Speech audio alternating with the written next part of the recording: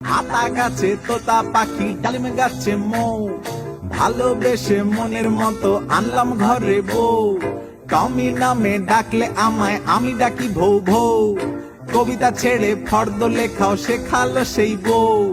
জামাই আমি সেই অভাগা জামাই বাবু, জামাই জামাই এক অভাগা জামাই বাবু।